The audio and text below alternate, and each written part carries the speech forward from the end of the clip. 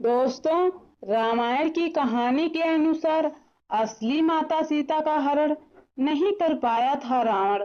जाने कौन थी छाया सीता और इसका क्या रहस्य है। रामायण की कहानी माता सीता की अग्नि परीक्षा को लेकर सच्चाई बहुत कम लोग जानते हैं। अग्नि परीक्षा को लेकर कई कहावतें भी लिखी गई हैं। रामायण की कहानी पौराणिक कथाओं के अनुसार प्रभु श्री राम को मर्यादा पुरुषोत्तम के नाम से भी जाना जाता है और एक राजा की तरह श्री राम के लिए अपनी प्रजा के लिए समर्पण सबसे ज्यादा महत्वपूर्ण था। ऐसे में जब लंबे समय तक रावण की कैद में रहने के बाद माता सीता जब अयोध्या वापस आई तो उन्होंने अग्नि परीक्षा दी थी।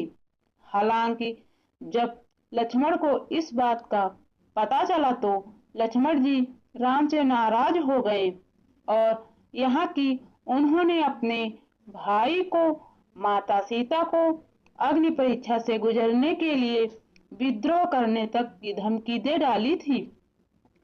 और इसके बाद राम ने लक्ष्मण को बताया कि असल में वे ऐसा इसीलिए कर रहे हैं ताकि असली सीता को हासिल कर सकें। तो दोस्तों, क्या आप जानते हैं कि आखिर सीता माता को किन कारणों की वजह से अग्नि परीक्षा से गुजरना पड़ा था। और पौराणिक कथाओं के अनुसार रामायण में सीता एक नहीं बल्कि दो सीता थी, पहली असली और दूसरी माया की सीता। इस कथा के अनुसार एक बार लक्ष्मण जी जब कंदमूल फल लेने वन की ओर गए हुए थे तब प्रभु श्री राम ने माता सीता से कहा कि अब मैं नर लीला करूंगा और जब तक मैं राक्षसों का विनाश करूंगा तब तक आप अग्नि में निवास करें। ऐसा कहकर श्री राम ने माता सीता को अग्निदेव को सौंप दिया। इसके बाद असली सीता जी की जगह माया की सीता प्रकट हुई। इस तरह जब सीता जी का अपहरण हुआ तब वो माया की ही सीता थी।